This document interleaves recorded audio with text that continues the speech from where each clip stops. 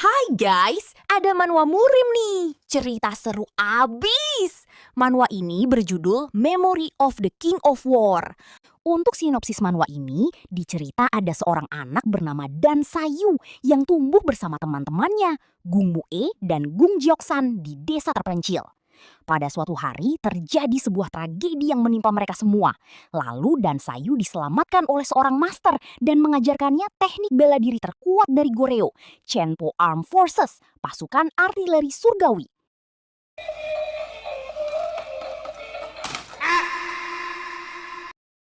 Cerita dimulai dari Liaoning, sebuah provinsi pesisir di timur Laut Cina. Provinsi penghubung Kabupaten Pusat. Di sini pertanian mulai berkembang. Tetapi karena terletak jauh di pedalaman, orang-orang yang terbelakang secara budaya memiliki rasa rendah diri yang aneh di antara mereka sendiri. Namun, karena temperamen mereka yang kasar, dalam setiap konflik mereka terlibat. Tidak ada faksi yang meremehkan provinsi penghubung. Tanah Musun di provinsi penghubung adalah tempat di mana Goryeo dan distrik pusat terlibat dalam pertempuran sengit. Untuk menghormati pertempuran sengit, di sini, di Hyolupyeong, kemegahan naga hitam perunggu merayap di atmosfer. Saat ini, di provinsi penghubung Musun, di Hyolupyeong, di mana terdapat area arena pertandingan yang sudah ramai, dikelilingi para warga Musun dan juga praktisi-praktisi hebat lainnya untuk menyaksikan pertandingan kedua master. Untuk mendapatkan supremasi di utara, kedua faksi ini melalui perwakilan mereka sendiri, adu kekuatan di depan warga Musun. Sudah lama, Tuan Chol. Sapa pemimpin Daeryokbu, si tarian angin kencang, Man Joksang. Anda terlihat baik, Master Man. Balas pemimpin Yongseonjang, si 10.000 pedang, Chol Hosim. Hari ini, aku 10.000 pedang akan mengambil alih supremasi provinsi penghubung dengan menggunakan Daeryokbu sebagai batu loncatan saya.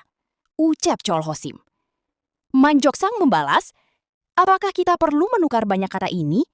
Di masa lalu, distrik pusat dan Goryeo bertempur dalam pertempuran darah mereka, dan darah air mata yang tak terukur tumpah. Dan sekarang, aku akan mengotori tanah Hyolupyeong yang sama dengan darah Yongseonjang. Sedikit penjelasan tentang sebutan Yongseonjang dan Daeryokbu adalah nama faksi dari kedua master ini. Salah satu penonton mengatakan bahwa Mo Yongse membuka gerbang gabung lebih dari 10 tahun yang lalu. Posisi pemimpin dalam penghubung sudah terlalu lama kosong. Dan saat ini mereka semua dari faksi Daeryokbu bersorak-sorai menyerukan nama faksinya. Di sudut lain, seorang pak tua berpakaian lusuh seperti pengemis sedang memperhatikan mereka berdua. Sambil meminum arak, ia tertawa. Pengemis tua ini hidup mewah sekarang. Mereka mengatakan bahwa pemimpin Daeryokbu dan Yongseonjang adalah yang terbaik di wilayahnya. Mereka pasti hidup sesuai dengan reputasi mereka. Ada gunanya berlari 1.000 mil untuk sampai ke sini setelah mendengar bahwa keduanya mulai berbisnis. Kekuatan tak tertandingi Master Man dan pedagang naga Master Chol. Ternyata, Pak Tua ini adalah seorang penatua publik Iron Man, Hong Mu-gyu. Menurutnya, tidak ada yang lebih menghibur daripada menyaksikan orang lain berkelahi. Dan dia akan merekam semua momen ini. Tiba-tiba, ia terkejut melihat seseorang datang dan sudah berada tidak jauh dari tempatnya berada. Saking terkejutnya, ia pun langsung berdiri dengan tubuh yang membeku dan dimandikan dengan keringat yang bercucuran.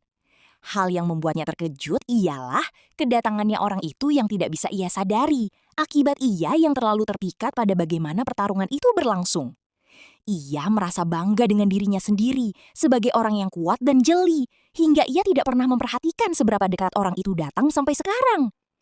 Ia pun bertanya-tanya, akan mengapa ia merasa sangat tidak nyaman saat ini? Apakah ia pikun? Bagaimana bisa? Sedangkan di saat ini, kedua master saling adu kekuatan. Jurus-jurus hebat mereka lantunkan. Dan orang misterius itu memperhatikan jalannya pertarungan kedua master itu. Kekuatan distrik pusat begitu kan? Aku bisa menikmati ini jika dalam keadaan normal, tapi sial. Pria itu menahan sakit jantungnya yang sakit. Tangannya pun bersandar di sebuah patung di sebelahnya untuk menopang tubuhnya yang mulai melemah dan mengeluarkan sedikit energinya ke arah patung naga itu. Ia menggerutu.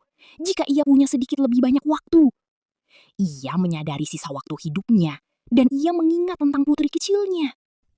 Sedangkan Hong Mugyu dapat merasakan ketenangan dari sosok pria itu yang mulai stabil. Jika dia seorang manusia, maka dia akan memiliki kekuatan dalam dirinya.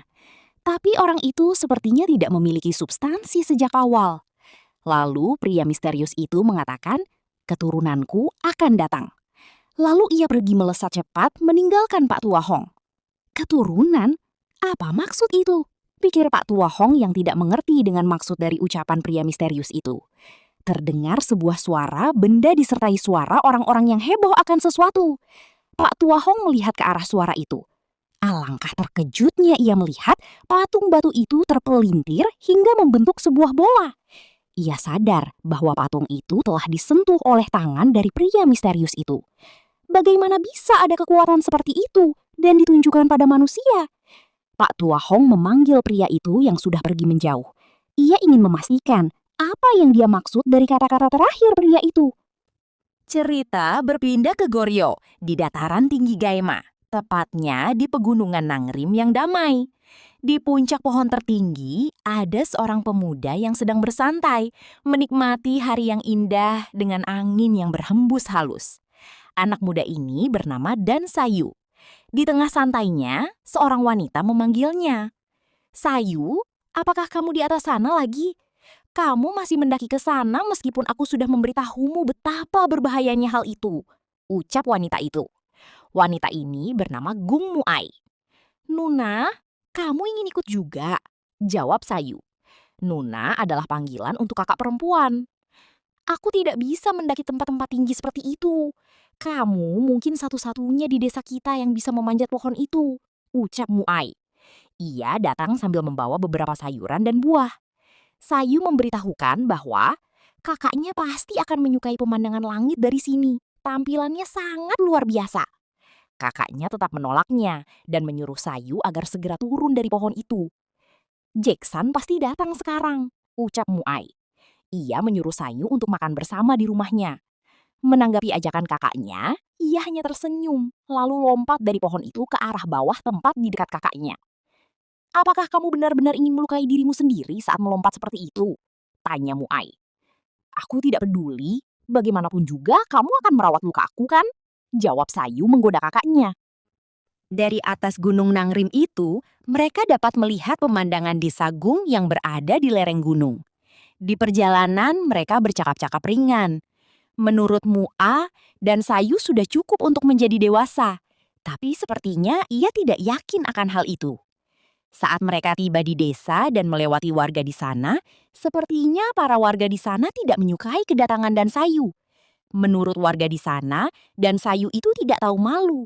Sebab mengapa ia tinggal di desa Gung ini ketika dia dari Margadan. Dan Sayu yang menanggapi itu, menurutnya apakah orang-orang ini tidak bosan menjelek-jelekan dirinya setiap kali ia datang ke sini? Dengan tersenyum, Mua hanya bisa meminta maaf dan menyuruhnya untuk cepat pulang. Tiba-tiba seorang laki-laki menghadang jalan mereka. Kakak Mua, apakah kamu bergaul dengan anak laki-laki itu lagi? Tanya Gung Sudok. Kakakmu, kamu sudah dalam usia menikah.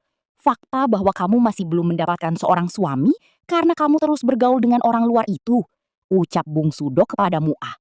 Dan Suyu yang tidak suka dengan kata-kata dari Gung Sudok yang menyinggung dirinya, ia pun membalas ucapan itu. Berbicara sendiri Bung Sudok, kamu bahkan tidak bisa buang air besar dan kencing sendiri sampai kamu berumur 8 tahun. Bukankah seharusnya kamu mulai lebih memperhatikan diri sendiri jika kamu ingin menikah? Mendengar fakta itu, Gung Sudok langsung naik pitam. Ia menggenggam baju Dan Suyu, lalu kata-kata kasar pun keluar dari mulutnya. Hingga ia mengancam akan mengirim Dan Suyu ke ayahnya di akhirat. Ia juga tahu kalau ayah Dan Suyu seorang pembelot, dan beraninya anak seorang pembelot berbicara seperti itu kepadanya. Dia juga lebih tua 1 tahun dari Dan Suyu. Kenapa San Sayu tidak memanggilnya dengan sebutan kakak, alih-alih memanggilnya dengan nama? Kakak Gung Sudeyok. Suara itu terdengar dari arah belakangnya dan membuat bulu kuduknya merinding. Ternyata pria tinggi besar ini Gung Jeok-san. Ia datang sambil menggendong buruannya di bahunya, lalu ia mengangkat tubuh Gung Sudeyok seperti sebuah barang. Gung Jeok-san, biarkan aku pergi bajingan. ucap si Gung Sudeok yang sedang meronta-ronta. Gung Jeoksan pun menjawabnya, "Kakak, kamu menghalangi jalan yang sempit, jadi aku tidak bisa lewat sama sekali. Tolong minggir." Gung Muae yang melihat itu, ia menyuruh Jeoksan untuk cepat menurunkan Sundeok dan jangan gunakan kekerasan. "Kakak Muae ini cinta damai ya. Turunkan dia." "Oke, boleh," ucap Jeoksan sambil melempar tubuh Sundeok seperti barang. Mereka berdua pun terkejut dengan kelakuan dari Jeoksan. Ia melemparnya seolah-olah itu benda yang ringan. Sedangkan Sundeok, ia hanya bisa teriak dan memaki Jeoksan. Tubuhnya terlempar hingga mendarat di tumpukan kayu bakar. Tiba-tiba ada seorang nenek yang berteriak, "Gung Jeoksan, dasar bocah!" Nenek ini marah dan memukuli Jeoksan dengan tongkatnya. Ia marah karena Jeoksan telah memukuli Sudeo kami hanya untuk menyelamatkan pantat anak laki-laki itu. "Apakah kamu Agung atau Adan?" Muae yang melihatnya, ia berusaha menenangkan amarah si nenek. "Ah, kepala desa, tenanglah." Lalu Jeoksan menyerahkan gulungan surat dari kakak Hyangri untuk diberikan kepada si nenek. Sepertinya berita ini sangat penting, jadi kakak berkesan untuk segera memberikannya kepada si nenek dengan segera. Dengan segera nenek membuka gulungan surat itu. "Kalau begitu aku pergi," ucap Jeoksan kepada si nenek. Dengan segera mereka bertiga meninggal si nenek. Nenek yang membaca surat itu, ia sangat terkejut. Perasaan itu bisa Sayu rasakan dari kejauhan. Lalu si nenek menanyakan kepada Jeoksan, "Bahwa berita ini, kamu tidak melihatnya kan?" Ternyata Jeoksan sudah pergi. Lalu nenek itu kembali berteriak-teriak marah memanggil nama Jeoksan.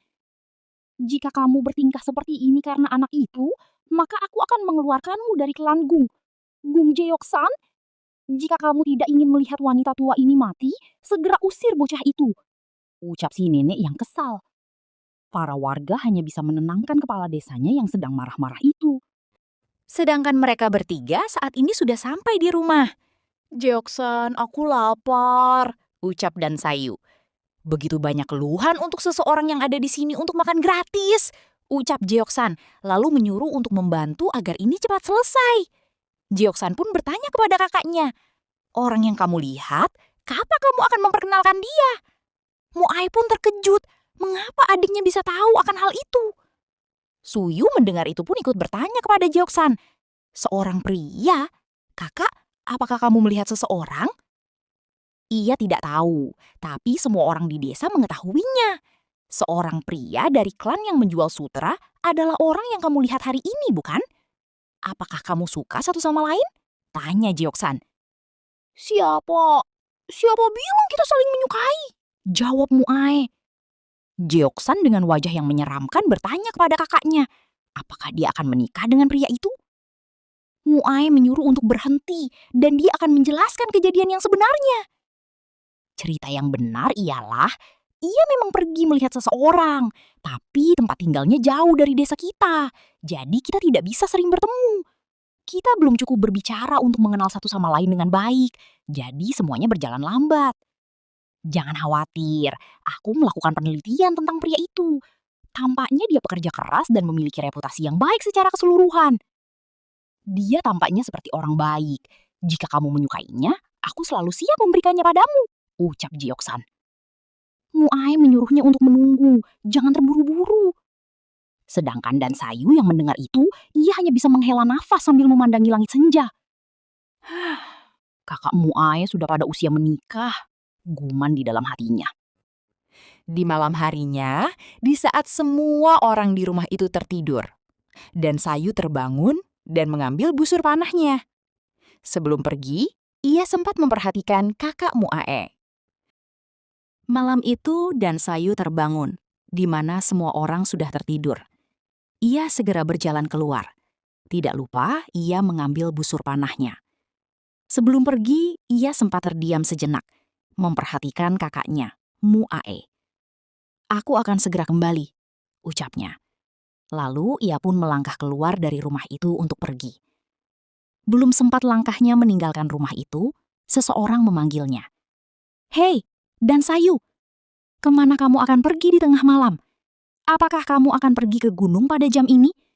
Jangan bilang itu karena pernikahan kakak, tanya Jeoksan kepada Dan Sayu. Ternyata aksi pergi diam-diamnya diketahui oleh Jeoksan.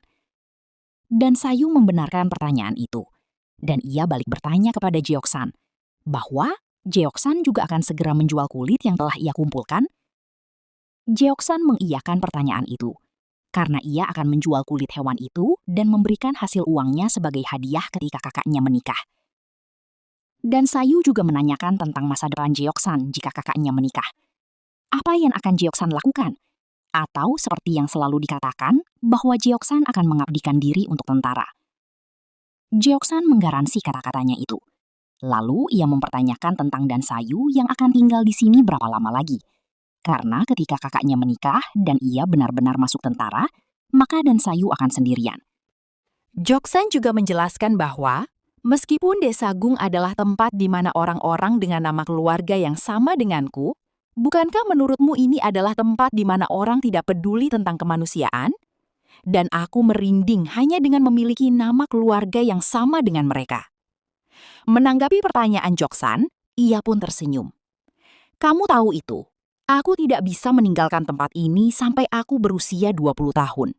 Itulah janji yang aku buat untuk mendiang ayahku. Balas Dan Sayu kepada Jeoksan. Bagaimanapun juga, tangan dan kakiku mendengar kegigihanmu, ucap Jeoksan. Dan Sayu menyuruh Jeoksan untuk berhenti mengkhawatirkan mereka dengan pemikiran-pemikiran yang tidak berguna itu. Dan segera bersiaplah untuk menjadi tentara. Ia akan menjaga kakakmu Ae dengan baik, sampai ia meninggalkan desanya ini. Jika orang bermarga yang sama itu melakukan sesuatu yang tidak baik pada kakakmu Ae, serahkan padaku. Karena kita adalah keluarga. Jeoksan yang mendengar itu, ia pun tersenyum menahan tawanya. Sadarlah, menurutmu apakah aku akan meninggalkan kakakku yang berharga untuk orang yang tidak berguna sepertimu? Aku lebih suka lari dari barak, ejeknya, sedikit menggoda Dan Sayu. Dan Sayu yang tidak terima akan ejekan itu, ia mempertanyakan, apa maksudnya bahwa ia tidak berguna? Ia hanya ingin mengucapkan terima kasih karena kakakmu Ai selalu ada setiap kali ia dalam kesulitan. Jelas Dan Sayu sejelas-jelasnya. Hahaha, baiklah, baiklah. Kamu pasti memiliki hati yang murni. Kamu bajingan licik, licik, ucap Jeoksan yang terus menggoda Dan Sayu. Ternyata saat mereka berdua mengobrol, Muai juga belum tertidur. Ia pun mendengar percakapan mereka yang lucu dan saling peduli itu, hingga membuatnya tersenyum. Dan Sayu yang merasa percakapan ini sudah mulai melenceng, ia memutuskan akan segera pergi. Untuk biaya pernikahan, aku akan menggali gingseng liar bahkan saat musim dingin. Mungkin perlu beberapa hari, tapi jangan khawatir, ucapnya. Kamu orang kedua di sebelahku dalam hal berburu dan kekuatan. Mengapa aku harus khawatir? Sungguh mengejutkan betapa banyak kekuatan yang kamu miliki dalam tubuh kurusmu itu, ucap Jeoksan yang lagi-lagi menyindirnya. Dan Sayu membenarkan hal yang mengejutkan tentang dirinya. Tapi yang lebih mengejutkan adalah bagaimana Jeoksan juga berusia 16 tahun sepertinya, ucap Dan Sayu yang balik menggoda. Tentu Jeoksan tidak suka. Sebab kita juga bisa melihat bahwa Jeoksan ini memiliki tubuh yang besar dan cocok menjadi abang dari Muai. Tapi yang tidak disangka-sangka, ternyata badannya saja yang besar. Tapi sebenarnya ia masih berumur 16 tahun. Imutnya. Dan Sayu berjanji bahwa kamu dan aku pasti akan membuat kakak Muai bahagia. Aku akan mewujudkannya. Lalu ia pun pamit pergi menuju hutan. Jeoksan berteriak memberitahukan. Jika ada gingseng liar ekstra di perjalananmu, berikan saja kepadaku. Aku merasa kosong hari ini. Dan Sayu pun terus berjalan sambil melambaikan tangannya, sambil mengatakan untuk jangan menangisi beruang besar lagi. Seperti itulah percakapan dua orang yang saling peduli seperti keluarga, dengan disaksikannya langit malam yang dipenuhi bintang-bintang. Di perjalanannya, Dan Sayu bertemu dengan Gung Sudeok. Ia pun menyapa Dan Sayu. Hei, kamu Dan bajingan, kemana kamu pergi pada jam ini? Ucapnya dengan kesal. Dan Sayu hanya menanggapinya dengan menyebut nama Gung Sudeok. Sudeok yang mendengar itu, ia sangat marah, tidak terima. Bukankah aku memberitahumu untuk memanggilku Hyung Nim? Aku akan menutup mulutmu malam ini. Kamu bukan apa-apa tanpa Jeoksan. Ucap dengan nada mengancam. Sedikit penjelasan tentang kata Hyungnim adalah kata dalam bahasa Korea yang berarti kakak laki-laki yang digunakan secara lebih sopan. Panggilan ini merupakan bentuk penghormatan dari kata dasar Hyung yang sering digunakan oleh seorang pria kepada pria lain yang lebih tua. Dengan wajah datar dan sayu, menanggapi ancaman yang tidak menakutkan itu. Kamu melihat aku seperti sampah, tetapi kamu ingin aku memanggilmu Hyungnim? Ia juga menanyakan surat yang dikirim oleh Hyang Ri tentang apa. Ketika aku melihat ekspresinya, itu tampak penting. Belum sempat Sudeok menjawab, tapi tiba-tiba nenek tua itu datang. Dan bajingan, apa hubungannya itu denganmu? Tanya si kepala desa. Surat tentang keluarga Gung. Itu bukan urusanmu, Dan. Pergi saja ke tempat yang seharusnya. Ucap kepala desa dengan kasar. Dan Sayu yang sudah muak menanggapi kata-kata kepala desa, ia hanya mengerutkan alisnya. Kesal dengan kata-katanya yang kasar, ia pun berbalik, pergi meninggalkan mereka berdua.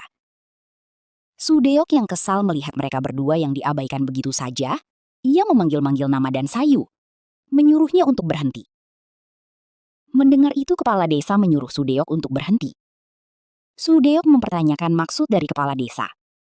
Kepala desa, kenapa Anda hanya menonton bajingan Dan Sayu itu pergi? Tanya Sudeok.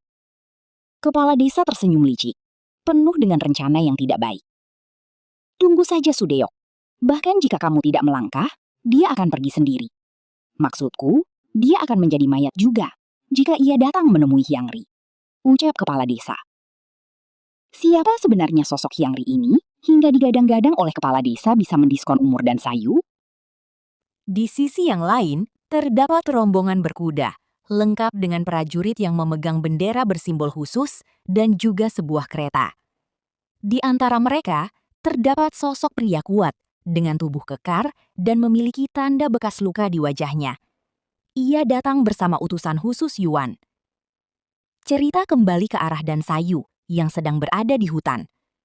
Ternyata, ia berhasil mendapatkan ginseng liar itu dengan sangat mudah. Dia kira menemukannya akan memakan waktu setidaknya 100 tahun. Dan Sayu merasa beruntung karena ia mendapatkan 2 sekaligus. Saking senangnya, ia pun bersiap menarik nafasnya. Lalu ia berteriak, "Aku menemukannya! Seperti yang diharapkan, aku memiliki keberuntungan." Tapi ia juga memiliki nasib buruk. Ternyata dari senja hari hingga malam, ia belum juga sampai di rumah.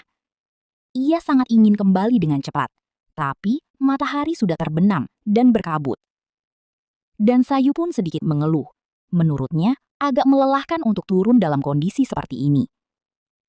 Dari kejauhan, ia melihat asap membumbung tinggi ke atas, melampaui pepohonan rindang di sana. Dari puncak tebing, ia pun menatap tajam sosok di bawah sana. Di atas hamparan tanah yang dingin, duduklah sosok lelaki tua yang sedang menghangatkan tubuhnya di depan api unggun. Dan Sayu mendekat, memperhatikan sosok lelaki tua itu lebih dekat. Ia merasa lelaki tua ini tidak berbahaya. Tapi, ia juga merasa matanya bisa melihat sosok lelaki tua itu namun sebenarnya tidak ada. Merasa waspada, ia pun harus berhati-hati kepada seseorang yang jauh di pegunungan. Sontak, ia pun terkejut melihat sosok lelaki tua itu menyapanya. Sosok pria tua itu mengatakan bahwa ia sangat tidak nyaman saat Dan Sayu terus menyelinap ke arahnya, meskipun ia tidak bersenjata. Lalu ia menyuruh Dan Sayu untuk keluar dari balik semak-semak, atau ia sendiri yang akan menyeretnya ke sini. Dan Sayu yang sudah ketahuan, akhirnya ia menunjukkan dirinya dengan keringat dingin yang merayap berlahan dari pelipis, dan rasa gugup membungkam kata yang keluar dari mulutnya. Dengan mengangkat kedua tangannya, ia berkata, "Astaga, hari semakin gelap dan berkabut. Bisakah aku tinggal di sini sampai fajar? Boleh kan?" Ia memohon kepada lelaki tua itu. Lelaki tua itu mengamati, lalu menyuruhnya untuk duduk. Malam di ketinggian adalah saat di mana batas dunia memudar. Kabut tebal turun laksana selimut sutra putih, menelan pepohonan dan meredupkan cahaya bintang. Di balik keheningan yang mencekam, udara dingin berbisik lirih, memeluk sunyi dan menyembunyikan rahasia alam purba di balik kelamnya malam. Dan Sayu menyerahkan jamur panggangnya kepada Pak Tua, menyuruhnya untuk memakan itu. Karena mereka berada di tengah pegunungan, jadi ia tidak bisa mentraktir Pak Tua makan yang layak.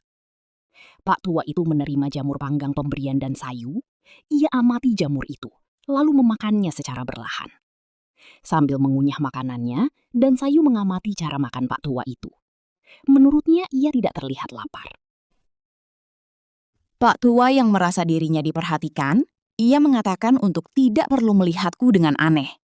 Jika kamu makan dengan terburu-buru, itu artinya kamu tidak mengunyahnya dengan benar, dan tubuhmu tidak akan dapat menyerap nutrisinya. Jadi, makanlah berlahan. Jika kamu makan dengan benar, bahkan sedikit makanan pun dapat memberimu kekuatan yang cukup untuk menggerakkan tubuhmu. Ngomong-ngomong, siapa namamu? Tanya Pak tua itu. Sambil masih mengunyah makanannya, dan Sayu memberitahukan namanya, dan juga tempat tinggal di desa Gungga di bawah Hong An Riong. Apakah kamu berbicara tentang desa Hua Jonmin? Aku dengar hanya keluarga Gung yang bisa tinggal di sana. Itu mengejutkan bahwa kamu seorang Dan, ucap Pak tua itu. Dan Sayu pun tertawa canggung, dan menjelaskan itu karena keadaan tertentu. Pak tua yang menyadari bahasa tubuh Dan Sayu, ia langsung mengatakan, "Menarik, kamu menyembunyikan ketakutanmu dengan senyuman." Dengan perasaan yang semakin canggung, Dan Sayu merasa Pak tua itu sepertinya dia bisa membaca apa yang ada di pikiranku. Dan juga matanya yang berwarna aneh membuatku takut, guman di dalam hatinya. Untuk menutupi rasa takutnya, Dan Sayu sedikit berbasa-basi, menanyakan akan kemana tujuan Pak tua. Dikarenakan biasanya orang tidak berani datang ke tempat tinggi di pegunungan ini. Pak tua itu berpikir sejenak untuk membalas pertanyaan dari Dan Sayu.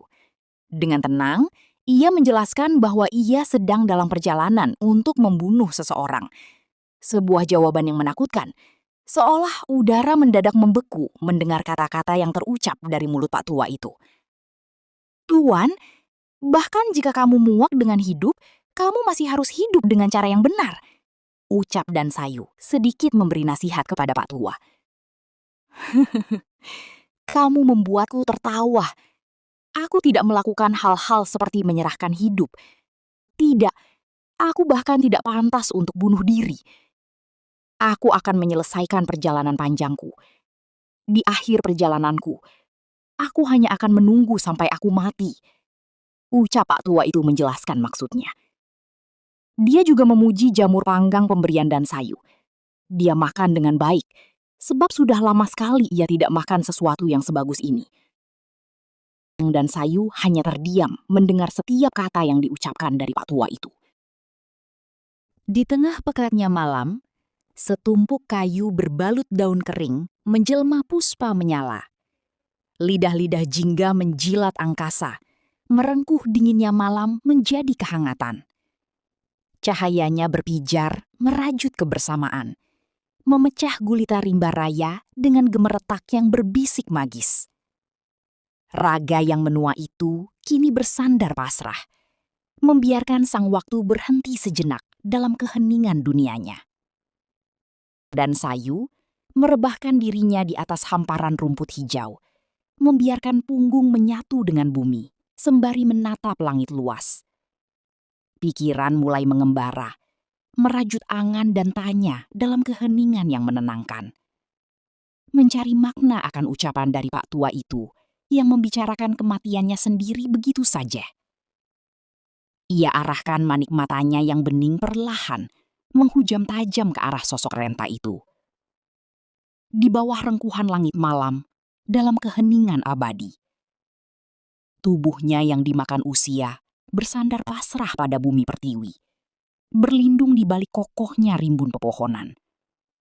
Duduknya berselimut damai, menanggalkan segala lelah duniawi dalam buayan mimpi. Keesokan harinya, ketika fajar menyingsing di ufuk timur, tatkala abu perapian telah mendingin bisu, kulangkahkan kaki menjauh, meninggalkan sosok tua itu yang masih lelap dalam buayan mimpi. Dan Sayu berbalik sejenak. Lalu ia berjalan menjauh meninggalkan Pak tua itu sendiri. Serta ia meninggalkan satu gingseng liar miliknya untuk Pak tua itu. Di sepanjang perjalanan pulangnya, ia menggerutu, menyesali telah memberikan gingseng berharganya kepada Pak Tua. Gila, konyol. Aku pasti sudah gila. Apa yang baru saja aku lakukan? Aku bisa membeli ratusan karung beras jika gingseng itu benar-benar berumur 100 tahun. Mengapa aku memberikannya kepada orang tua itu? Dan Sayu memberikan gingseng itu karena Pak Tua itu bilang dia akan mati. Mengingat itu membuat Dan Sayu kesal. Ia pun menghela nafas, melupakan apa yang telah terjadi. Lalu ia berpikir untuk apa yang akan ia lakukan sekarang. Ia mendongak ke atas, sambil memandang langit biru, ia bergumam tentang satu akar gingseng miliknya. Menurutnya, akar gingseng yang satunya tidak dimaksudkan untuknya. Tapi tetap saja, itu sangat disayangkan. Sepertinya dia belum mengikhlaskan satu akar gingseng itu. Padahal di masa depan, satu akar gingseng itu akan menyelamatkan hidupnya. Lalu ia segera melangkah berjalan, kembali menuju Desa Gung. Sampainya ia di Desa Gung, ia sangat terkejut melihat keadaan Desa Gung. Di mana semua orang? Ucapnya. Tiba-tiba Gung Sudeok datang dari belakang menghantamkan pukulan ke arah tubuh Dan Sayu. Dan Sayu pun jatuh tersungkur di tanah. Ia menahan rasa sakit itu, bingung dengan apa yang telah terjadi. Tiba-tiba kepalanya ditekan kuat ke tanah oleh Gung Sudeok. Kamu terkutuk dan bajingan, aku akhirnya menangkapmu, ucap Gung Sudeok yang menekan kepala Dan Sayu. Lalu datanglah kepala desa bersama dengan warga yang lain. Kamu bajingan bodoh, kamu tidak akan diperlakukan seperti ini jika kamu pergi sendiri, ucap kepala desa.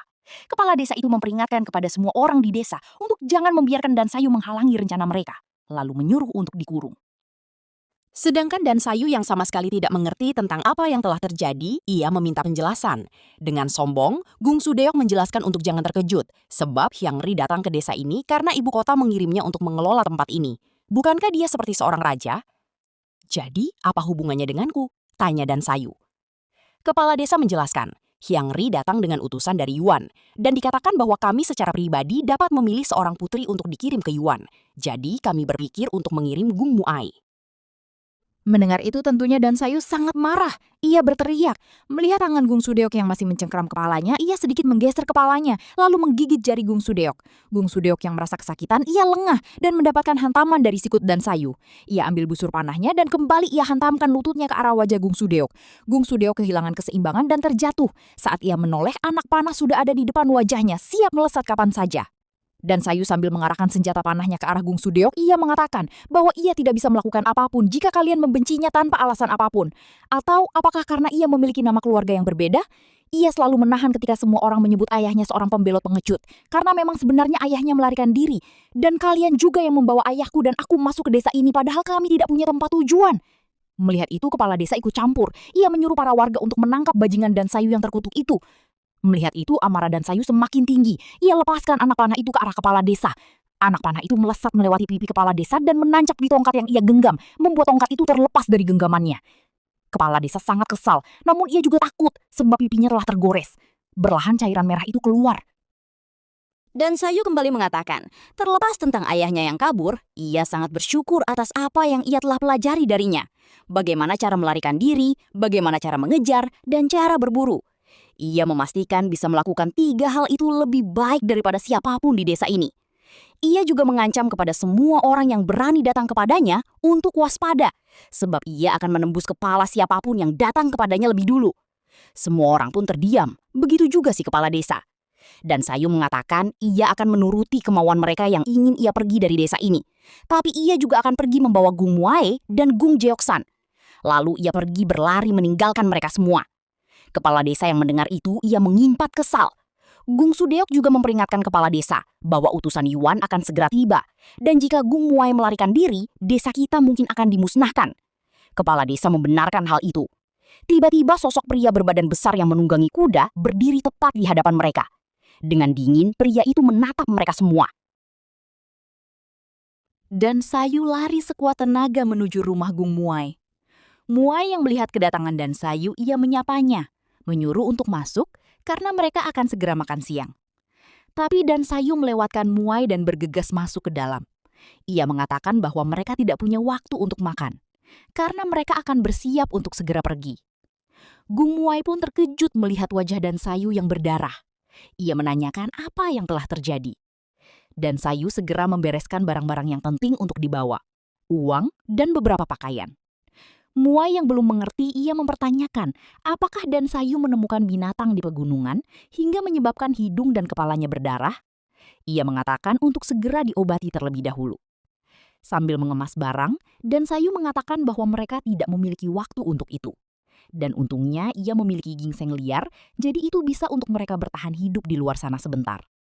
Lalu ia mempertanyakan, di mana Gung Jeoksan? Gung Muai mengatakan bahwa Gung Jeoksan pergi ke pegunungan untuk mendapatkan kayu. Apa yang sebenarnya terjadi? Tanya Muai. Dan Sayu mendecak. Dari semua hal, aku akan menjelaskan semuanya nanti. Ayo pergi ke Jeoksan dulu. Sambil menarik tangan kakak Muai. Tubuh Muai pun tertarik hingga menjatuhkan keranjang buahnya. Dalam pelariannya dari celah-celah pohon, Dan Sayu bisa melihat utusan Yuan yang sudah sampai di desa. Dari kejauhan, Dan Sayu mengamati sosok pria besar dengan bekas luka di wajahnya. Alangkah terkejutnya, pria itu balas menyambut tatapan Dan Sayu, seolah-olah ia tahu ada seseorang yang mengamatinya. Sadar tatapan mata mereka bertemu. Karena sudah diketahui keberadaannya, Dan Sayu mempercepat langkahnya. Dia tidak ingin kehilangan kakaknya untuk bajingan itu. Melihat itu, pemimpin dari utusan Yuan menyuruh kedua anak buahnya untuk menangkap Gung Muai, dan anak buahnya mempertanyakan, bagaimana dengan yang satunya? Aku tidak peduli jika kalian membunuhnya, tapi perlu diingat, wanita itu mungkin memegang nasib Yuan suatu hari nanti. Kamu harus membawanya masuk tanpa goresan, ucap pemimpin mereka. Kedua anak buahnya menerima perintah itu, dan segera lompat dari kudanya menuju ke arah targetnya. Melihat itu, Gung Sudeok, kepala desa dan para warga kaget, namun terpukau dengan kehebatan dari orang-orang utusan Yuan. Pemimpin dari utusan Yuan itu teringat dengan kejadian di mana Dan Sayu melepaskan diri dari cengkeraman Gung Sudeok. Saat kejadian itu, ternyata utusan Yuan melihatnya. Dia bajingan yang tidak belajar seni bela diri, ucap sang pemimpin di dalam hatinya. Dengan tersenyum, ia mengatakan, dia akan menjadi pemburu yang menarik. Dalam pelariannya, Dan Sayu mendecak kesal. Bajingan gigi ini, ucapnya. Di mana saat ini dua anak buah dari utusan Yuan sudah sampai di belakangnya. Dengan mata tajam, Dan Sayu menarik busur panahnya hingga batas maksimal, bersiap membidik sasaran. Anak panah itu dilepaskan ke arah kedua orang itu. Orang itu langsung menarik pedangnya, lalu menebas, mematahkan anak panahnya. Membuat Dan Sayu terkejut karena anak panah itu dipatahkan dengan sangat mudah. Ia lengah hingga orang itu berhasil mendaratkan tangannya di wajah Dan Sayu. Seketika tubuhnya dijatuhkan ke tanah dengan sangat kuat. Gung Muai yang melihat itu, ia berteriak memanggil Dan Sayu, tetapi mulutnya langsung ditutup oleh tangan dari salah satu orang itu. Melihat itu, Dan Sayu pun berteriak, akan tetapi mulutnya juga dibungkam oleh tangan besar itu. Lalu orang itu mengarah bilah pedangnya ke mata Dan Sayu, siap membunuhnya dalam sekejap. Tiba-tiba wajahnya orang itu terkena sebuah pukulan yang sangat kuat, membuat tubuhnya langsung terpental. Orang yang terpental itu langsung menancapkan pedangnya ke tanah untuk menahan tubuhnya. Ternyata orang yang memukul itu ialah Gung Jeoksan. Dan Sayu juga terkejut melihat kedatangan Jeoksan. Jeoksan bertanya kepada Dan Sayu, siapa bajingan yang tampak berbahaya ini? Sambil melihat ke arah dua orang yang menyandra kakak Muai, Dan Sayu menjelaskan bahwa mereka semua ini dari utusan Yuan. Apa kamu ingat surat yang kau bawa dari Hyangri? Sebenarnya isinya tentang menawarkan Muai sebagai seorang putri, ucapnya. Jeoksan pun terkejut mendengar isi dari surat itu, tapi mereka tidak punya banyak waktu. Dan Sayu memiliki rencana untuk membawa Muai ke puncak Jokrangrong. Menurutnya akan sulit bagi mereka untuk tetap di sana. Sedangkan di posisi dua orang itu, salah satu rekannya yang menyandra Muai tertawa mengejek rekannya yang terkena pukulan dari Jeoksan. Haha, kamu terlihat seperti sedang mengalami kesulitan. Ingin aku bantu? Rekannya pun membentak, menyuruhnya untuk diam. Ia pun menyeka cairan merah yang keluar dari mulutnya. Dengan pedangnya ia pun kembali menyerang mereka berdua untuk memberikan kematian yang menyakitkan. Sedangkan Jeoksan yang sangat marah, ia pun segera melepas kayu yang ia gendong dan segera mengambil kapaknya. Tumpukan kayu bakar itu ia lemparkan ke arah orang yang menuju ke arahnya. Orang itu menebas semua kayu bakar itu dengan pedangnya. Sungguh pria muda yang bersemangat. Aku tidak punya cukup waktu untuk disia-siakan pada kalian. Matilah kalian berdua, ucap orang dari Yuan itu sambil menebaskan bilah pedangnya ke arah mereka. Tapi dengan sigap Jeoksan menangkis serangan itu dengan kapaknya. Serangan mereka saling berbenturan. Jeoksan juga mengatakan kepada orang itu, jika memang mereka ingin membunuh kami berdua, maka lakukanlah jika mereka bisa. Orang dari Yuan itu bisa merasakan kekuatan dari hantaman senjata mereka. Ia mengakui bahwa serangan Jeoksan sangat kuat, tapi ia orang yang berpengalaman dalam menangani hal seperti ini. Ia berputar, pedangnya siap menebas leher dari Jeoksan. Menyadari serangan itu, Jeoksan sangat terkejut. Ia pun tidak sempat menghindarinya. Namun tiba-tiba Dan Sayu menginjak bahunya, menjadikannya sebagian tumpuan untuk melompat. Ia lepaskan dua bilah anak panah itu ke arah orang utusan Yuan. Melihat serangan tidak yang terduga, orang itu langsung mengubah arah pedang untuk menangkis anak panah yang menuju ke arahnya. Di saat ia lengah, Jioksan menghantam tinjuannya ke arah perut orang itu, membuatnya terpental dan tubuhnya menghantam keras ke arah pohon di belakangnya. Ia sangat kesal dengan serangan combo dari dua bocah di hadapannya. Belum sempat ia menghela napas, tiba satu anak panah sudah melesat ke arah kepalanya. Beruntungnya dia dapat menggeser sedikit kepalanya, hingga anak panah itu menancap di pohon tepat di samping kepalanya. Tapi lagi-lagi ia lengah, ternyata serangan itu hanyalah tipuan, karena Dan Sayu tidak hanya menebakkan satu anak panah saja. Anak panah yang lain telah mendarat sangat dalam di pahanya, dan sekarang itu tidak ia sadari. Melihat itu rekannya tertawa. Anak-anak ini sangat mengejutkan, ucapnya, memuji kedua anak itu yang bisa memojokkan rekannya. Kamu pasti bercanda. Tawamu menggema di seluruh dataran tinggi Gaema. Sepertinya kamu menikmati situasi ini, ucap pemimpin mereka. Melihat kedatangan pria itu, Dan Sayu mengatakan kepadanya, Jeoksan, bahwa bajingan itu adalah utusan dari Yuan. Dengan aura yang menyeramkan, pria itu terus melangkah mendekat ke arah mereka. Sudah lama sejak aku memerintahkan mereka untuk datang dan menjemputnya, tetapi aku tidak mendengar apa-apa. Jadi aku bertanya-tanya apa yang telah terjadi. Aku tidak bisa membayangkan bahwa prajurit elit Yuan sedang berjuang melawan beberapa anak muda dari Goryeo, ucap pria itu sambil menatap tajam ke arah mereka. Melihat pemimpinnya datang, kedua anak buah itu meminta maaf atas ketidakmampuan mereka. Pemimpinnya mentolerir itu, tapi ia juga meminta mereka mempertanggungjawab hal ini nanti. Dengan gemetar ketakutan, kedua anak buahnya itu menjawab setuju, paham apa yang akan terjadi kepada mereka nanti. Pemimpin itu melangkah mendekat ke arah mereka berdua. Di setiap langkah kakinya mengeluarkan ketuatan yang menekan. Energi itu semakin kuat menyebar. Sejujurnya aku terkejut dengan ketidakmampuan prajurit Yuan kami. Tapi faktanya, kalau kalian bisa menahan sebanyak ini hanya dengan cara menyerang yang sederhana, bahkan bukan dengan teknik yang bagus. Tapi, sayang sekali, kalian pantas disebut seseorang dari Goryeo yang tidak berguna, ucap pria itu sambil tersenyum merendahkan mereka berdua. Kekuatan energi itu menyebar luas, membuat rumput-rumput di sekitar menjadi rebah dan menekan semua orang di sana. Yoksan melawan tekanan itu dan mengangkat bilah kapaknya untuk menyerang pria itu. Jika kamu ingin mengambil kakak, kami harus membunuh kamu dulu, ucap Yoksan. Akan tetapi pria itu sudah melesat tepat di hadapannya. Tangan besar pria itu sudah mendarat di dada Yoksan. Yoksan pun terkejut, sebab ia tidak bisa merasakan datangnya itu. Itulah yang akan aku lakukan, ucap pria itu yang memusatkan energinya langsung menghantam Yoksan. Tekanan itu membuatnya terpental hebat hingga kapak di tangannya pun terlepas. Ia melesat hebat hingga menghantam pohon di belakangnya. Saking kuatnya kekuatan itu membuat pohonnya patah, tidak kuat menahan tubuh Yoksan. Tubuhnya pun masih melesat hingga berhenti di tepi jurang. Jeoksan terkulai. Tubuhnya gemetar tidak berdaya menahan rasa sakitnya. Melihat itu, Dan Sayu memanggil Jeoksan. Akan tetapi, aku tidak berpikir kamu mampu untuk mengkhawatirkan orang lain sekarang, ucap pria itu yang seketika sudah berada di sampingnya. Sial, ucap Dan Sayu yang terkejut. Ia langsung menarik busur panahnya yang langsung melesat tepat di wajah pemimpin itu. Melihat serangan itu, si pemimpin langsung sigap menurunkan posisi tubuhnya, sehingga sasaran anak panah itu meleset dari kepalanya dan hanya mengenai topinya.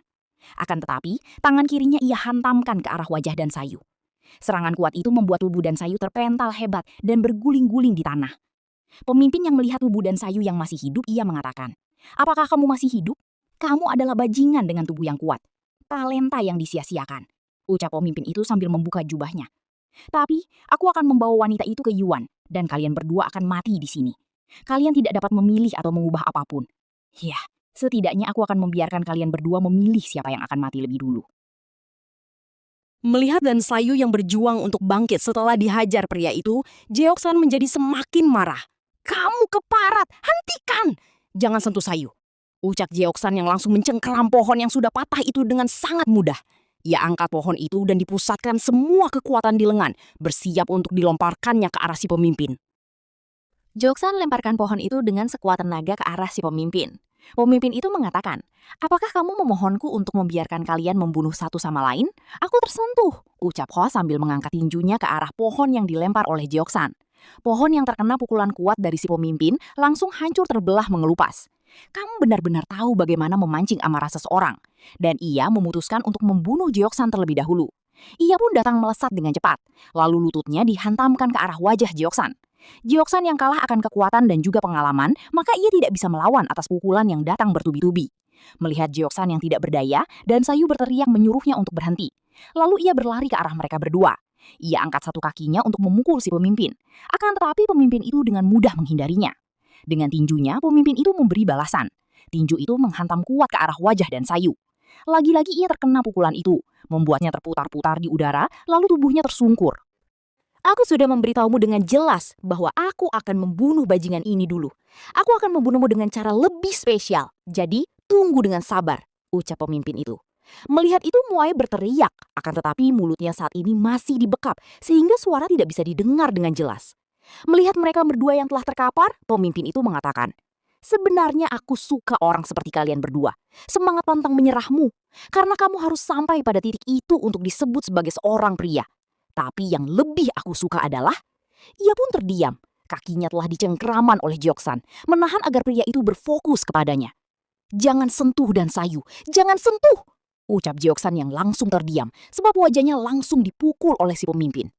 Tapi dengan kuatnya ia bisa menahan rasa sakit atas pukulan itu. Tubuhnya tidak goyah. Keduanya, Muai dan Sayu, aku akan melindungi mereka, ucap Jeoksan yang kembali bangkit, langsung menghajar si pemimpin. Akan tetapi pukulan itu tidak mengenai sasarannya. Seketika pemimpin itu sudah berpindah ke arah belakangnya. Ia langsung menggenggam tulang punggung Jeoksan hingga remuk, lalu mengangkat tubuh besar itu ke atas. Tentu saja Jeoksan sangat kesakitan. Dan Sayu yang melihat itu hanya bisa berteriak memanggil nama Jeoksan.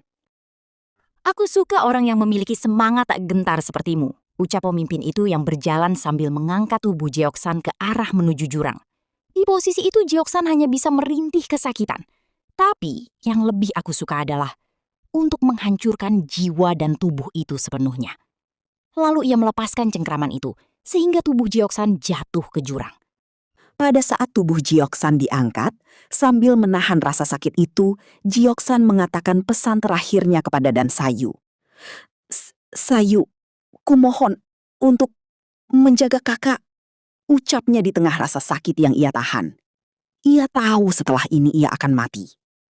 Melihat itu, Muae berteriak histeris. Hatinya hancur melihat adik satu-satunya dijatuhkan begitu mudahnya ke jurang. Begitu juga dengan Dan Sayu. Dalam keadaan terluka, ia berteriak memanggil Jeoksan. Ia segera berlari hingga di ujung jurang. Dan Sayu meratapi Jeoksan yang sudah jatuh dan tidak terlihat lagi, sebab kabut di bawah jurang itu sangat pekat. Dunia ini seketika menjadi senyap dan kelabu. Hatinya remuk redam, laksana kaca yang terhempas ke batu karang. Satu-satunya teman sejati telah sirna dari sisinya.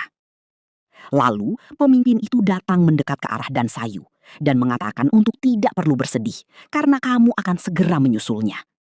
Dan Sayu mengabaikan kata-kata itu. Ia masih terpukul mentalnya atas kepergian Jeoksan. Dengan amarah dan kebencian yang sudah tidak bisa dibendung lagi, Dan Sayu bangkit. Dengan kekuatannya ia hantamkan kepalanya ke arah wajah si pemimpin. Serangan tiba-tiba itu tidak sempat diprediksi oleh si pemimpin, sehingga membuatnya terkena hantaman itu dan kehilangan keseimbangan. Belum sempat ia mengambil posisi, serangan dari Dan Sayu kembali mendarat di tubuhnya bertubi-tubi. Rasa tidak percaya dirasakan oleh kedua anak buahnya, sebab pemimpinnya bisa terpojokkan oleh serangan dari seorang anak kecil yang bahkan tidak terlatih. Adapun sang pemimpin, di saat raganya bermandikan hujan pukulan, hingga mulutnya mengeluarkan cairan merah, sangat tidak bisa dipercaya, ia bisa dibuat seperti ini oleh seorang bocah. Melihat pukulan yang tak kunjung berhenti, ia mencengkram tangan Sayu, dan membuat pukulan itu seketika terhenti. Ia mengatakan bahwa apakah sekarang kamu sudah bisa mengatasi amarahmu yang disebabkan oleh kehilangan temanmu. Kalau begitu, kamu bisa mati tanpa penyesalan sekarang. Ucapnya sambil bangkit, ia menarik lengan Sayu. Dengan kekuatannya ia membanting tubuh kecil itu hingga terjerembab ke tanah. Melihat itu Muai hanya bisa berteriak histeris, memanggil-manggil nama Sayu yang tidak berdaya. Tubuh Sayu gemetar menahan rasa sakit yang menghancurkan tubuhnya. Sambil menyeka cairan merah di mulutnya, si pemimpin itu mengatakan, meskipun anak ini tidak tahu apa-apa tentang seni bela diri, tapi pukulanmu ini sangat menyakitkan.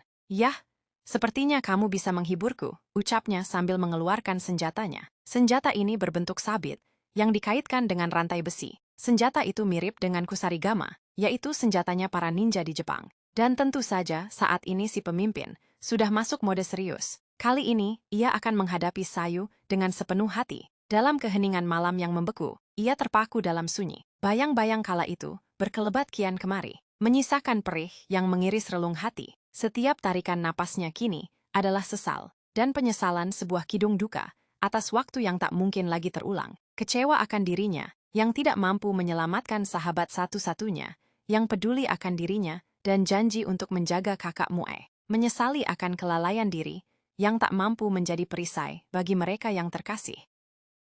Kenapa ini terjadi? Kenapa mereka harus melalui ini? Mengapa mereka harus pergi jauh-jauh ke desa ini dan memaksa kakak Mue menjadi putri? Saat ini tubuh Sayu sudah tergantung di antara dua cabang pohon. Tangannya diikat dengan senjata si pemimpin. Tubuhnya sudah tak berdaya, dengan tulang yang sudah hancur dan baju yang sudah compang-camping. Ia sengaja digantung di sana untuk memberikan kematian yang secara berlahan, sebab sekumpul para serigala Jeok Rangbong, yaitu jenis serigala berdarah, mereka sudah berkumpul, siap untuk memangsa tubuh Sayu. Ia menyadari jika akhirnya akan menjadi makan malam mereka. Benar saja, satu serigala mulai menaiki batang pohon. Setelah posisinya sudah dekat dengan Sayu, ia segera melompat untuk menerkam mangsanya. Sayu tentu sudah pasrah akan nasibnya. Tiba-tiba ada seseorang yang mengalirkan kekuatannya ke arah mulut serigala. Energi kebiruan meledak menjadi kilatan petir yang menyambar tubuh serigala di hadapan Sayu. Lalu orang itu menyapanya, "Kamu sangat sehat tadi malam, tapi kamu terlihat sangat buruk sekarang," ucap Pak Tua yang ia temui saat di hutan. Sayu pun terkejut melihat kedatangan Pak Tua itu. Dengan sorot mata yang tajam, Pak Tua itu mengatakan, "Apa kamu masih hidup?" Sambil ia mengalahkan para serigala, satu persatu yang menyerang ke arahnya. Dengan kekuatannya ia pelintir tubuh-tubuh para serigala itu. Pak Tua itu memandangi tubuh Sayu yang tergantung di atas sana. "Apakah kamu ingin hidup?" tanya Pak Tua itu kepada Sayu. "Bahkan jika kau harus lebih menderita daripada di neraka." Sayu pun menjawab pertanyaan tersebut. Tentang apakah ia ingin hidup dan akan lebih buruk dari neraka. Ia pun menjelaskan tentang temannya yang paling berharga sudah meninggal. "Dan kakak telah dibawa pergi oleh orang barbar. Dan aku tidak bisa berbuat apa-apa. Yang bisa kulakukan hanyalah menunggu kematianku. Bahkan jika itu lebih buruk dari neraka, mungkin itu lebih buruk dari apa yang aku alami sekarang." Ia mengatakan itu sambil tersenyum. Mendengar cerita yang memilukan, Pak Tua itu mengatakan bahwa meskipun kamu sangat kesakitan, tetapi kamu masih bisa tersenyum. Lalu dengan kekuatannya, Pak Tua itu mematahkan rantai yang mengikat tangan Sayu. Tubuhnya pun seketika terjatuh, dan Pak Tua itu langsung menangkapnya. Sambil memeluk tubuh kecil itu, ia mengatakan bahwa kamu sangat beruntung. Senyumanmu itulah yang menyelamatkan hidupmu. Jangan pernah kehilangan senyuman itu. Saat ini, tubuh Sayu sudah dibaringkan di atas hamparan rumput. Setelah memeriksa keadaan Sayu, Pak Tua menjelaskan bahwa 35 tulangmu patah dan 70 bagian ototmu rusak. Pak Tua itu juga memberikan dua pilihan kepada Sayu. Apakah ia ingin hidup seperti ini selama sisa hidupnya? Atau kamu akan dapat memulihkan tubuhmu menjadi sehat seperti sebelumnya? Mendengar itu, Sayu yang tidak berdaya pun mempertanyakan, "Mengapa kamu menyelamatkanku?" Pak Tua itu pun terdiam mendengar pertanyaan dari Sayu, lalu mengatakan bahwa karena kebaikanmu memberikan gingseng liar kepadaku, dan karena kasih sayangmu menyelamatkan hidupmu. Lalu dengan kekuatannya, Pak Tua itu meremas gingseng itu dengan energi Qi, hingga menjadi cairan yang kaya akan energi menetes masuk ke dalam mulut Sayu. Pak Tua itu menjelaskan bahwa di tubuh kita ada 206 tulang dan 650 otot. Setelah kamu mengetahui fungsi dan peran masing-masing, maka kamu dapat mengontrol sepenuhnya. Lalu tangan kiri Pak Tua mengeluarkan energi kekuatan yang memancarkan cahaya kebiruan, dan dua jarinya ditotokkan ke arah tubuh Sayu. Energi kekuatan itu menyambar hebat ke seluruh tubuhnya. Pak Tua itu kembali menjelaskan bahwa Sayu saat ini dalam kondisi yang sangat baik. Karena kamu tidak bisa bergerak, maka sarafmu akan berdiri tegak. Kamu perlu mencoba memahami kondisimu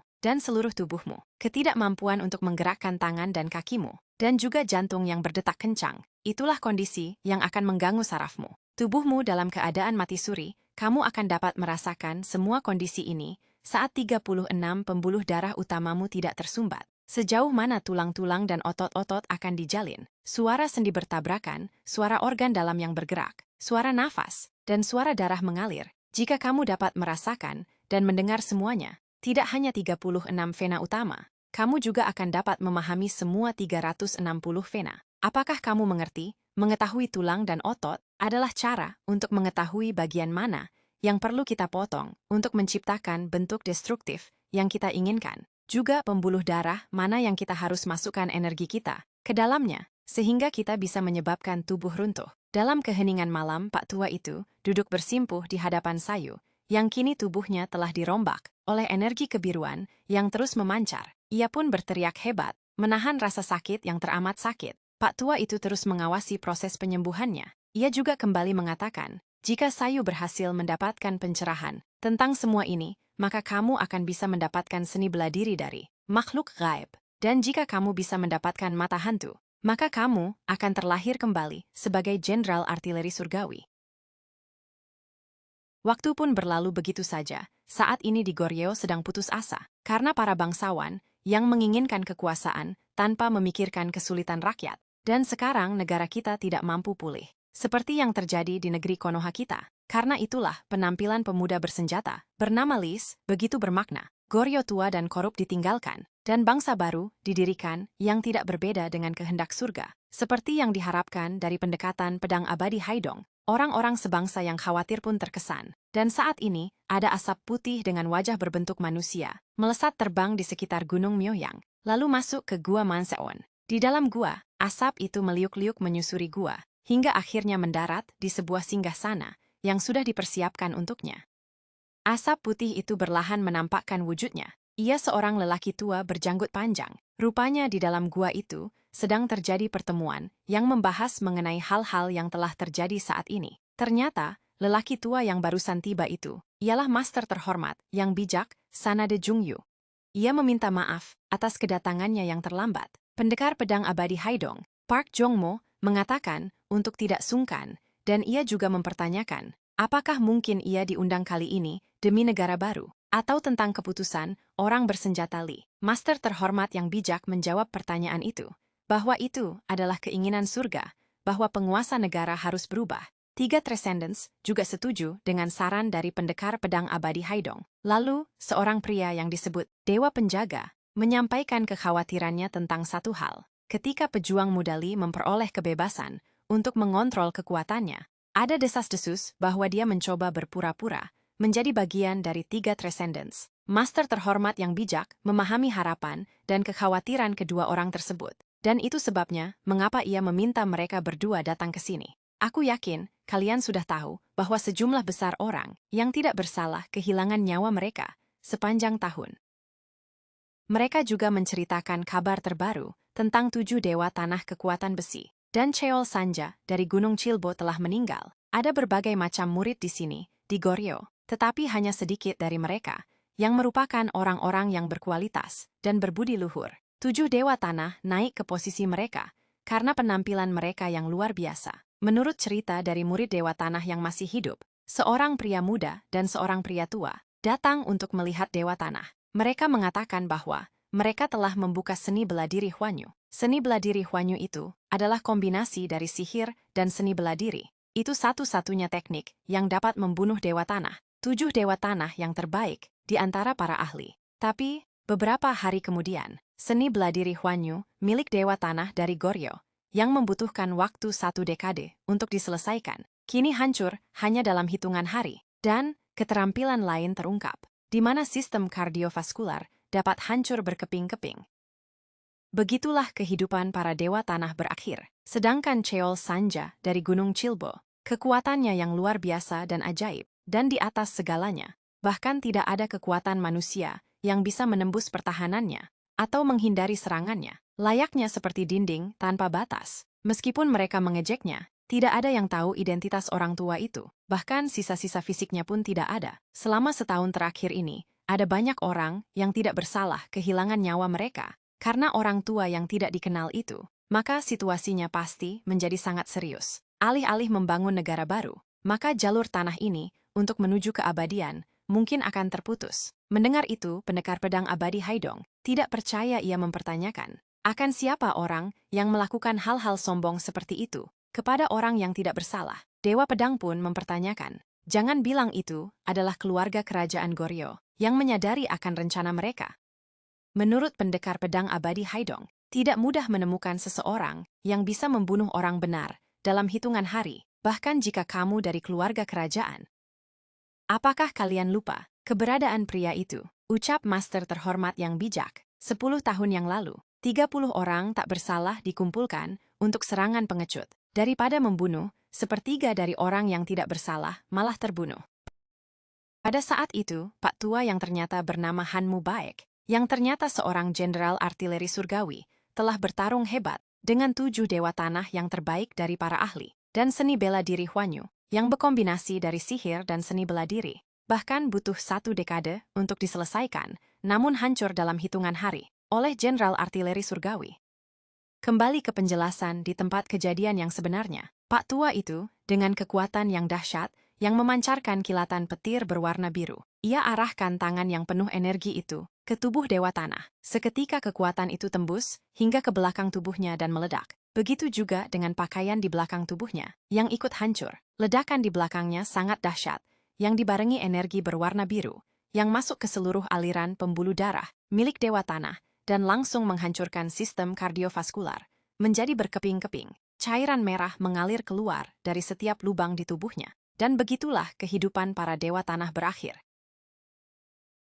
Sedangkan Cheol Sanja dari Gunung Chilbo, yang memiliki kekuatan luar biasa dan ajaib, dan berada di atas segalanya, yang dikatakan serangannya tidak bisa dihindari, dan pertahanannya tidak bisa ditembus. Namun dengan segala kehebatan itu, ia tetap berakhir di tangan Jenderal Artileri Surgawi. Seperti biasa, dengan energi Chi biru yang memancarkan kekuatan yang sangat besar, berliuk-liuk seperti petir. Dengan 1 jarinya energi itu, dihempaskan ke arah Cheol Sanja, yang berusaha menahan energi itu hanya dengan kedua tangannya. Namun, apa yang terjadi? Jari milik Jenderal Artileri Surgawi menembus telapak tangan Cheol Sanja. Energi Ki itu langsung disuntikkan ke seluruh tubuhnya, lalu menyebar, dan seketika meledak hebat. Bahkan tidak ada sisa-sisa fisik dari Cheol Sanja. Dan begitulah akhir hidup dari Cheol Sanja, di tangan Jenderal Artileri Surgawi, Han Mubaek. Saat ini, roh jahat Han Mubaek, Jenderal Artileri Surgawi, kembali dari neraka bersama dengan muridnya. Dijelaskan, sebutan Jenderal Artileri Surgawi adalah mereka yang telah menguasai seni bela diri tradisional yang telah diwariskan selama lebih dari 1000 tahun. Teknik Jenderal Artileri Surgawi berevolusi dari teknik seni bela diri kuno, kerangka tubuh, otot dan pembuluh darah. Hanya perlu memikirkan semua itu dan melihat bagian mana yang dapat dihancurkan sesuai keinginan. Dimulai dengan mengetahui pembuluh darah mana yang akan merangsang dan dapat menyebabkan tubuh manusia runtuh. Yang terpenting adalah tangan itu harus memiliki berat lebih dari 20 otot. Saat ini, Sayu sedang dilatih oleh Pak Tua itu. Karena Pak Tua saat ini sudah menjadi gurunya Sayu, maka saya akan menyebutnya guru ya. Dengan kedua tangan Sayu yang menggunakan sarung tangan besi, gurunya terus mengajarinya dasar dari teknik artileri surgawi. Mereka saling menyerang, membuat kedua energi itu saling beradu, dan meledak menghempaskan semua yang ada di sekitarnya. Dengan tangan itu, ia menangkis dan menyerang gurunya. Meskipun sakit, ia tetap tidak menyerah. Rasakan kelemahan yang membatasimu, ucap gurunya. Gurunya menyentuh titik-titik tubuh Sayu. Ini adalah 10 poin kerusakan, teknik yang didasarkan pada metode pemisahan otot dari tulang, di mana arteri area yang rusak harus distimulasi. Kemudian tulang dan otot harus diputar. Dengan mudah, gurunya menyentuh tangan Sayu, yang seketika langsung terputar. Namun Sayu langsung menyentuh titik di bahunya, yang seketika mengembalikan bentuk tangan itu, seperti semula. Lambat, ucap gurunya. Ingatlah dengan tubuhmu, bukan dengan kepalamu. Lalu gurunya kembali menyerang tangan yang satunya. Sama seperti sebelumnya, Sayu juga mengembalikan bentuk tangan itu, seperti semula. Namun serangan, tiba-tiba itu mementalkan tubuhnya hingga beberapa meter. Ia pun terengah-engah mengatur nafasnya. Gurunya mengatakan, meskipun kamu lelah, bukan berarti musuhmu juga lelah. Bergeraklah sampai kamu mati. Tidak ada metode khusus untuk Jenderal Artileri Surgawi. Hanya mengencangkan, merusak, mematahkan sendi, dan merusak otot. Tapi meskipun kamu belum terampil, kamu memahami dasar-dasar menjadi Jenderal Artileri Surgawi. Jika begitu, gurunya langsung melesat dengan energi petir kebiruan. Energi itu disebut Guntur QI. Saking cepatnya Sayu pun tidak dapat sama sekali menghindar dari serangan yang datang dari gurunya.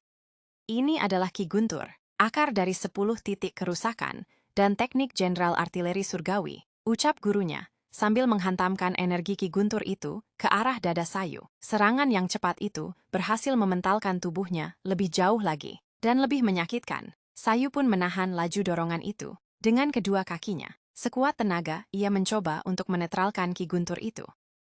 Jika 10 titik kerusakan adalah dasar dari seorang jenderal artileri surgawi, sedangkan fondasi Ki Guntur adalah pengendalian. Pada awalnya, sang guru hanya ingin membangkitkan kekuatan Sayu secara berlahan dan aman, akan tetapi ia tidak memiliki banyak waktu. Melihat Sayu yang saat ini sedang berusaha mengendalikan energi Ki Guntur, sang guru menyuruhnya untuk bertahan jika ingin mendapatkan kembali semua yang telah hilang. Setengah tahun pun berlalu. Saat ini di Gunung Myohyang, Sayu bersama sang guru sudah berada di sana, di mana para murid di tempat itu menghadang jalan mereka, menyuruh mereka untuk berhenti, karena ini adalah tempat kultivasi para master dewa yang terhormat. Dengan nada tegas, ia memerintahkan kepada roh jahat, yaitu gurunya Sayu, untuk berhenti membunuh orang dan pergi dari tempat ini. Hanmu Baek pun mempertanyakan, apakah mereka berbicara tentang Sanade Jungyu? Beraninya kalian menghalangi jalanku. Salah satu murid itu pun mengatakan bahwa master yang terhormat memberikan perintah tegas untuk mencegah orang jahat campur tangan dalam situasi ini, dan itu termaksud roh jahat. Jika kalian tidak mematuhi perintah master yang terhormat, kami tidak akan tinggal diam. Lalu dengan perintah yang tegas, ia menyuruh para murid lainnya untuk mengeluarkan mereka berdua. Para murid itu melesat ke bawah, menuruni anak tangga ke arah mereka berdua. Melihat serangan yang keroyokan itu, Sayu pun bersiap. Ia keluarkan energi Guntur Ki di tangannya, sehingga membuat sarung tangan besi itu hancur berkeping-keping. Kali ini, ia sudah sempurna mengendalikan energi Ki Guntur itu di kedua tangannya. Melihat itu, sang guru sangat kagum dengan muridnya ini. Di dalam hatinya, sang guru mengatakan, jika Sayu bisa menjadi ahli mengendalikan Ki Guntur, maka kamu akan bisa mendapatkan mata hantu. Dan jika kamu dapat menerapkan 10 poin kerusakan ke Ki Guntur, maka kamu akan menjadi jenderal artileri surgawi sejati. Cerita mundur ke beberapa saat sebelumnya. Di saat perjalanan mereka untuk menemui master terhormat yang bijaksana, perjalanan itu dihadang oleh para murid di sana dan disuruh pergi. Karena mereka tidak mau pergi, maka dengan terpaksa, para murid harus melawan mereka berdua. Melihat itu, Sayu pun tidak akan tinggal diam. Dengan cepat, ia langsung membantai mereka dengan energi Ki Gunturnya. Tentu, para murid itu akan berakhir dengan lengan dan kaki yang langsung terpelintir oleh teknik jenderal artileri surgawi. Mereka berteriak kesakitan, hingga teriakan itu menggema di gunung. Sambil menyerang mereka semua, Sayu membuka jalan untuk sang guru di belakangnya. Sambil berjalan sang guru memberikan ajaran tentang teknik itu. Ia menjelaskan bahwa pembuluh darah mengalir. Itu adalah gerakan darah dalam aliran darah tubuh manusia. Merangsang akan menyebabkan rasa sakit yang luar biasa dan akan menyebabkan otot-otot berputar dengan sendirinya. Saat ini di sisi belakang mereka, datanglah bantuan dari para murid. Mereka mengepung dan menyerang dari sisi belakang sang guru. Menurut mereka, Hanmu Baek adalah sosok roh jahat yang harus dikalahkan agar tidak bertemu dengan master terhormat yang bijaksana. Sambil mengalirkan energi Ki Guntur di tangan, gurunya kembali memberikan pengetahuan tentang seperti halnya pembuluh darah yang mengalir di tubuh manusia. Ada juga saraf yang mirip dengan pembuluh darah yang mengalir di benda-benda di sekitar kita. Jika kita merangsang pusat saraf itu dengan Ki Guntur, kita bahkan bisa menghancurkan gunung besar dengan energi Ki Guntur di tangannya. Lalu gurunya mendemonstrasikan teknik itu ke arah gunung di sekitar mereka. Dengan kekuatannya, ia patahkan tebing di sampingnya dengan mudah. Seketika tebing yang patah itu langsung menimpa dan mengubur para murid. Suara teriakan meminta pertolongan menggema di gunung itu. Mereka berdua terus berjalan hingga mencapai tangga terakhir yang berada di depan goa. Di saat mereka akan menaiki anak tangga, langkah mereka pun dihentikan oleh para murid yang sudah berkumpul, siap untuk melawan mereka berdua agar tidak menerobos masuk. Salah satu dari orang itu berkata dengan nada memerintah bahwa ini adalah tempat suci, di mana master terhormat yang bijaksana mengembangkan keterampilannya. Ia menyuruh mereka meninggalkan tempat ini segera sebelum kami membunuh murid roh jahat. Ucap dengan sangat lantang. Ia juga menjelaskan bahwa master terhormat yang bijaksana adalah keturunan terakhir dari kerajaan Balhae yang membuat pencapaian besar di negeri ini. Jika kalian menutup mata terhadap masalah ini, maka kalian akan berada di kondisi nirwana. Itu adalah yang terjadi 10 tahun yang lalu. jadi singkirkan amarah kalian. Mendengar itu, sang guru bertanya kepada muridnya, Sayu, jika kamu ikut campur, kekesalan mereka bisa menjadi beban seumur hidup bagimu. Belum sempat Sayu menjawab, murid master terhormat yang bijaksana itu mengatakan, jika mereka berdua tidak memiliki niat untuk pergi, maka aku harus menggunakan kekuatanku untuk menghentikan kalian. Lalu ia menyuruh para murid-murid lainnya untuk menghukum kejahatan mereka berdua. Mereka semua langsung melompat turun dari puncak yang lebih tinggi dan menyerang ke arah mereka berdua. Melihat itu, Sayu menjawab pertanyaan dari sang guru. Ia menjawabnya untuk jangan khawatir. Lalu ia kerahkan energi Ki Guntur yang lebih besar di kedua tangannya, sehingga sarung tangan besi itu hancur berkeping-keping. Tidak kuat menahan energi besar itu. Di kedua tangannya mengalir hebat, energi kebiruan, seperti petir yang meliuk-liuk dengan indah juga menyeramkan. Dengan tersenyum bangga, Sayu kembali mengatakan kepada sang guru bahwa ia sudah mempersiapkan diri atas semua resiko. Di saat ia memutuskan untuk menjadi jenderal artileri surgawi, ia ingat pelajaran yang diberikan sang guru kepadanya. Tidak peduli apa alasannya, membunuh adalah dosa, dan itu fakta yang tidak akan berubah. Tetap saja, jika aku harus menggunakan itu, aku tidak akan ragu, ucapnya dengan yakin kepada sang guru. Lalu ia memperbesar energi Ki itu, hingga tanah yang ia pijak menjadi hancur. Tidak kuat menahan tekanan itu, ia angkat kedua tangannya, lalu diarahkan kepada para murid yang datang menyerang mereka berdua. Seketika energi Ki Guntur itu menyambar, memperluas jangkauannya, sehingga dengan mudah Sayu melesat dan membantai mereka semua. Tubuh mereka melayang di udara, dengan tangan dan kaki yang sudah terpelintir. Satu murid yang tersisa itu sangatlah geram melihat semua rekannya kalah hanya dengan 2 orang di hadapannya. Lalu ia berteriak dengan lantang memberi ancaman, sebagai peringatan kepada mereka berdua, apakah kalian mencoba menjadi musuh kami? Belum sempat kedua orang itu menjawab, ia langsung melesat turun, dengan senjata tongkatnya ia segera menyerang Sayu. Namun, serangan kuat itu berhasil Sayu hindari, sehingga hantaman tongkat itu mendarat ke tanah dan menghancurkan area yang Sayu pijak. Sayu pun mengatakan bahwa masternya telah menjadi musuh semua pendahulu di negara ini. Maka aku sebagai muridnya, bagaimana aku bisa takut hanya karena Gunung Myohyang? Serangan demi serangan terus mereka berdua lancarkan, hingga di suatu titik tongkat itu berhasil mengenai Sayu. Tapi tunggu dulu, Sayu pun tersenyum menyeringai. Sebab tongkat itu berhasil ia tahan dengan satu tangannya. Melihat itu, si murid terkejut tidak percaya serangannya dapat ditahan dengan mudah. Dan hal yang lebih mengejutkan lagi, Sayu dengan energi Ki Gunturnya, ia memelintir tongkat milik murid tersebut. Sebelum energi itu memelintir tangannya, ia segera melepas tongkat itu. Melihat adanya celah ia, dengan sangat percaya diri, menghantamkan tendangannya ke arah Sayu. Namun, sebelum kaki itu mendarat di lehernya, Sayu pun menangkapnya. Itu adalah kesalahan fatal untuk si murid, sebab Sayu langsung mencengkram kaki itu, lalu ia alirkan energi Ki Gunturnya. Seketika murid itu menjerit kesakitan, karena energi Ki itu telah memelintir kakinya hingga putus. Ia pun terjatuh di tanah, dengan wajah yang sudah basah, akan keringat. Ia pun menggeram ketakutan melihat mata Sayu. Mata itu, mata hantu, ucapnya. Dari puncak tebing, Hanmu Baek membawa potongan kaki itu. Ia mengatakan kepada murid master terhormat yang bijaksana, apakah kamu mengatakan kepadaku untuk menyingkirkan kemarahanku? Murid itu berteriak dengan marah, mengatakan bahwa 10 tahun telah berlalu, melukai master terhormat yang bijaksana, hanya karena masalah sepele seperti itu, akan menjadi kerugian besar bagi tanah Goryeo. Mendengar jawaban yang menyepelekan seperti itu, Hanmu Baek mengatakan, mari kita lihat, apakah bajingan sepertimu di 10 tahun kemudian bisa memaafkan muridku yang mengubah kakimu menjadi seperti itu. Melihat itu, Sayu pun tersenyum ke arah murid master terhormat yang bijaksana. Lalu Hanmu Baek membuang kaki itu begitu saja. Ia mengatakan kepada muridnya bahwa mereka telah membuang terlalu banyak waktu untuk sesuatu yang tidak berguna ini. Segera ia langsung mengajaknya pergi menemui 3 pertapa di dalam gua itu. Sayu mengiyakan ajakan itu, lalu mereka mulai masuk ke dalam gua. Di perjalanan menyusuri gua, sang guru kembali mengatakan kepada Sayu bahwa tidak pernah mudah untuk menyakiti seseorang, namun ingatlah rasa ketakutan itu.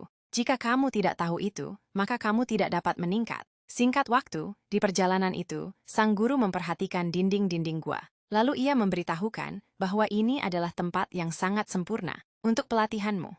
Baeok Gukdan yang dimakan 3 pertapa itu akan menjadi makananmu, dan di masa depan puluhan kaleng bersinar di dinding itu akan menjadi biaya untuk perjalanan terakhirmu. Sedikit Mimin jelaskan maksud dari gurunya. Byokgukdan adalah makanan yang terbuat dari berbagai bahan. Biasanya ini disantap saat sedang menjalankan ibadah puasa. Nanti kalian akan tahu mengapa Sayu disuruh gurunya memakan itu. Dan untuk kata biaya perjalanan terakhirmu, itu adalah uang atau harta yang dimasukkan ke dalam peti mati untuk dibelanjakan dalam perjalanan ke surga, seperti halnya di pemakaman orang Cina. Gurunya menyuruh Sayu mengambil harta-harta itu untuk perjalanan ia nanti.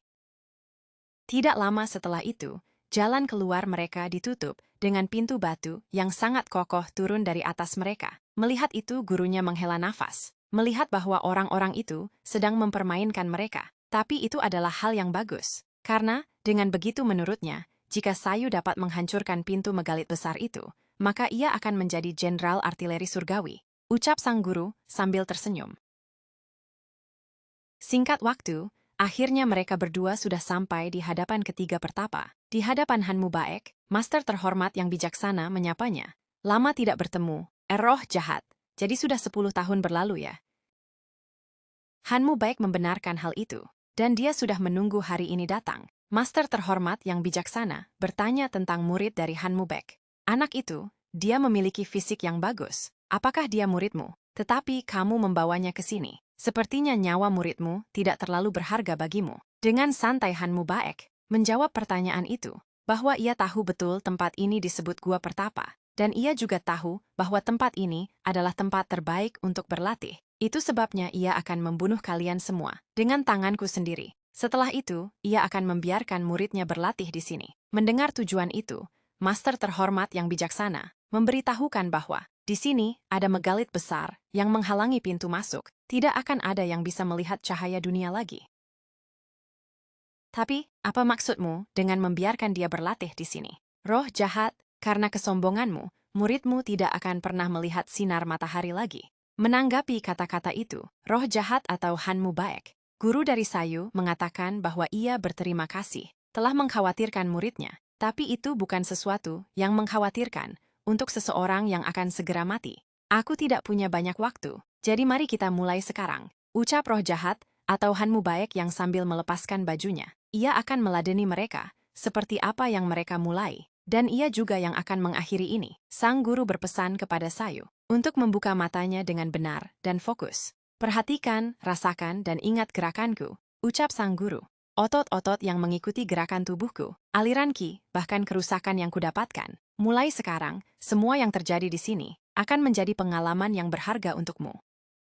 Mendengar pesan dari gurunya itu, dengan sorot mata yang tajam penuh akan keyakinan, Sayu sudah paham dengan niat dari gurunya. Di dalam hatinya ia tahu bahwa ini adalah pertempuran terakhir sang guru. Aku akan melihat saat terakhirmu dengan mataku sendiri dan mengingatnya, ucap Sayu di dalam hatinya. Lalu pendekar pedang abadi Haidong yang kesal mengatakan bahwa kita telah terjerat dalam takdir jahat ini untuk waktu yang lama. Ia pun segera ingin mengakhiri semua takdir jahat ini, hari ini.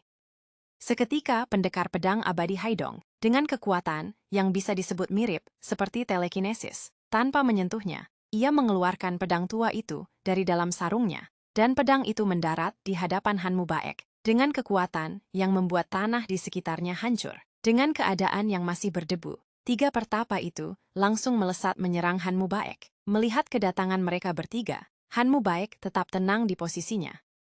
Pendekar pedang abadi Haidong datang melesat bersama dengan pedangnya, sedangkan master terhormat yang bijaksana datang melesat dengan teknik spreading large blade hands. Dari tangannya muncul seperti kabut putih pekat, namun seketika kabut itu berubah menjadi ratusan bilah pisau tajam.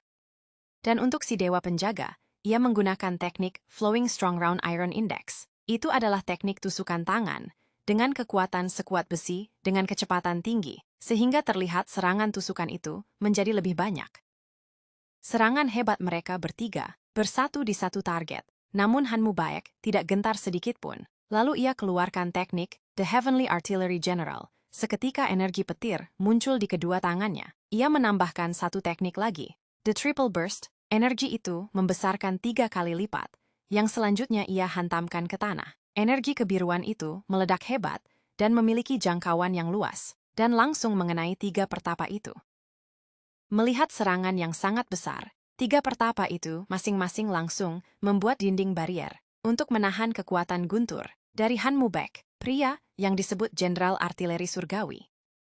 Mereka bertiga menahan sekuat tenaga sambil melontarkan kata-kata kasar, karena pada kenyataannya, energi dari kekuatan guntur itu memang sangatlah kuat. Tekanannya menyebar, membuat tanah di area itu hancur berlapis-lapis, yang membuat tiga pertapa itu langsung mundur. Kekuatan itu juga berhasil membuat baju mereka robek-robek. Kekuatan sebesar ini, ucap master terhormat yang bijaksana, ia tidak menyangka bahwa lawannya itu memiliki kekuatan yang sebesar ini. Dengan energi petir yang masih berliuk-liuk di udara, Han Mubek pun mengatakan kepada mereka untuk melakukan yang terbaik. Jika kamu tidak ingin mati sia-sia,